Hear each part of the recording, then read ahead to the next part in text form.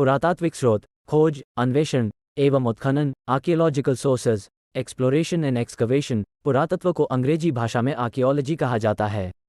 ये यूनानी भाषा के दो शब्दों अर्चावा तथा लोगोस से मिलकर बना है। प्रथम का अर्थ है पुरातन तथा दूसरे का ज्ञान। इस प्रकार इसका शाब्दिक अर्थ पुरातन ज्ञान है, किंतु पुरातत्व शब्द का प्रयोग मात्र इसी संकुचित अर्थ में नहीं किया जाता, अपितु आज इसका क्षेत्र अत्यंत व्यापक हो गया है। यह वो विज्ञान है जिसके माध्यम से पृथ्वी के गर्भ में छिपी हुई सामग्रियों की खुदाई कर प्राचीन काल के लोगों के भौतिक जीवन का ज्ञान प्राप्त किया जाता है। पुरातत्व को मात्र तकनीकों का समूह मानने वालों की आलोचना करते हुए मार्टिमर हवीले ने कहा कि पुरातत्ववेत्ता केवल वस्तुओं को ही नहीं खोदता, अपितु वह मनुष्यों को भी खोदता है। वह तथ्यों का अन्वेषक होता है। उसके तथ्य मनुष्य की उपलब्धियों के भौतिक वृत्त होते हैं। ये यद्यपि निर्जीव होते हैं, तथापि पुरातत्ववेत्ता उन्हें अपनी विश्लेषणात्मक शक्ति से सजीव बना देता है। उसके पास एक कलाविद एवं दार्शनिक जैसी कल्पना शक्ति भी होती है, जिसका उपयोग करते हुए वह निर्जन स्थलों एवं वस्तुओं में जीवन का संचार कर देता है। इस दृष्टि से वह मानववादी है। पुरातत्व का क्षेत्र अत्यंत व्यापक है। लिखित साक्ष्य अधिक से अधिक 5000 वर्ष प्राचीन हो सकते हैं, जबकि मनुष्य का आविर्भाव 30 लाख वर्ष पहले हुआ। पुरातत्व क्या है? प्रसिद्ध पुरातत्वशास्त्री गॉर्डन चाइल्ड के शब्दों में, भौतिक अवशेषों के माध्यम से मानव के क्रियाकलापों का ज्ञान ही पुरातत्व है। बीबी लाल का विचार है कि पुरातत्व विज्ञान की वह शाखा है जो अतीत की मानव संस्कृतियों को व्याख्यायित करती है। HD सांकलिया पुरावशेषों के अध्ययन को पुरातत्व मानते हैं। पुरातत्व को एक स्वतंत्र विषय के रूप में प्रतिष्ठित करने वाले विद्वानों में सर मार्टिमर हीले का नाम सर्वाधिक उल्लेखनीय है। प्रागैतिहासिक एवं आद्य ऐतिहासिक काल का इतिहास तो पूर्णतया पुरातात्विक अन्वेषणों पर ही आधारित है, जबकि ऐतिहासिक काल के इतिहास को पुरातत्व वैज्ञानिक आधार प्रदान करता है। पुरातत्व के अध्ययन क्षेत्र में ही हम संस्कृति की व्याख्या का प्रामाणिक आधार प्राप्त कर लेते हैं, जिससे सांस्कृतिक परिवर्तन की व्याख्या भी की जा सकती है। पुरातत्व का क्षेत्र अत्यंत व्यापक है, जिसके अंतर्गत मानव से संबंधित समस्त क्रियाकलापों, सामाजिक, आर्थिक, राजनीतिक, धार्मिक का अध्ययन सम्मिलित है। साथ ही यह मानव के क्रमबद्ध सांस्कृतिक विकास को भी व्याख्यायित करने का प्रमुख साधन है। उत्खनन की विधियां। पुरातत्व में उत्खनन का विशेष महत्व है, क्योंकि इसी के माध्यम से भूगर्भ में छिपी हुई पुरा वस्तुओं को प्रकाश में लाया जाता है। 20वीं सदी के पूर्व तक उत्खनन का कार्य अव्यवस्थित ढंग से किया जाता था, किंतु कालांतर में वैज्ञानिक तकनीक विकसित होने के फलस्वरूप व्यवस्थित ढंग से उत्खनन कार्य प्रारंभ किया गया। उत्खनन की दो विधियां व्यवहार में लाई जाती हैं। लंबवत उत्खनन। लंबवत या ऊर्ध्वाधर उत्खनन में किसी स्थान की ऊर्ध्वाधर खुदाई की जाती है। ये खुदाई तब तक चलती रहती है जब तक कि प्राकृतिक मिट्टी न मिल जाए। ऐसा उत्खनन प्रायः एक सीमित क्षेत्र में ही किया जाता है, जिससे कि शीघ्रता से यह पता चल सके कि उस स्थल पर कितने काल तक किन किन लोगों द्वारा संस्कृतियों का विकास किया गया। पुरातत्व के क्षेत्र में इस विधि का उद्देश्य संस्कृतियों का प्रत्यक्षीकरण न कर उसके क्रम का प्रत्यक्षीकरण करना होता है।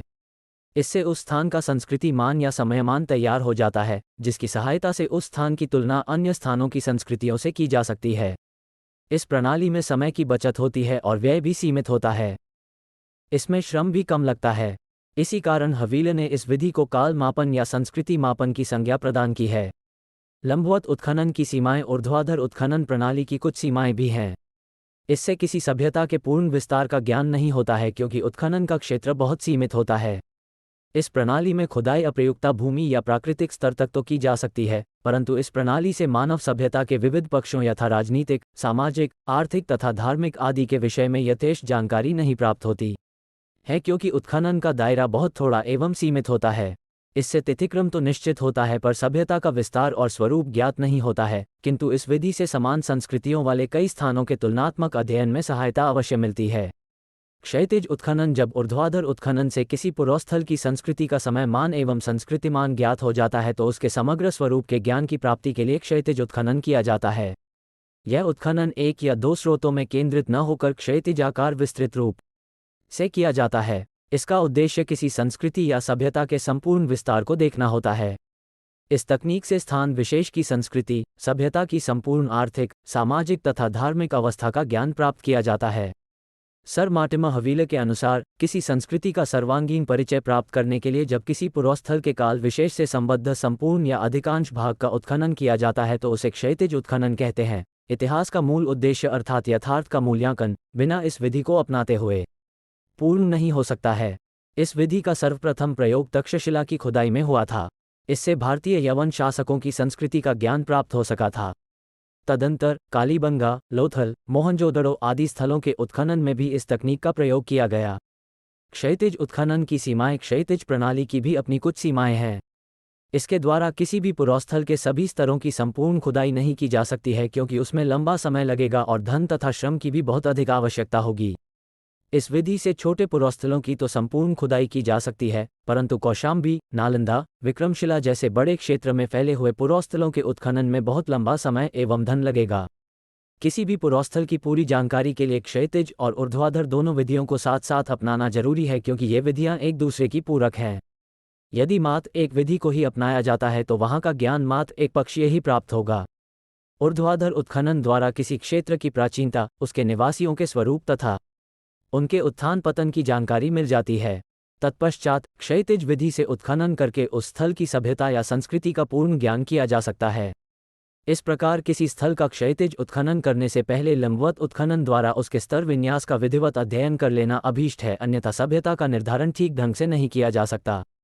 वस्तुतः इन दोनों विधियों से प्राप्त जानकारी से ही हम किसी काल के इतिहास एवं उसकी संस्कृति का पुनर्निर्माण कर सकते हैं। पुरातत्वविद हवील ने लंबवत उत्खनन को क्षैतिज उत्खनन का पूर्वगामी माना है। दोनों के पारस्परिक संबंध के विषय में उनका कहना है कि लंबवत उत्खनन गाड़ी के बिना ही रेल समय सारिणी है, जबकि क्षैतिज उत्खनन समय सारिणी के बिना ही रेलगाड़ी है। अतः उत्खनन की दोनों विधियों का प्रयोग करके ही हम किसी सभ्यता के संपूर्ण स्वरूप का ज्ञान प्राप्त कर सकते हैं।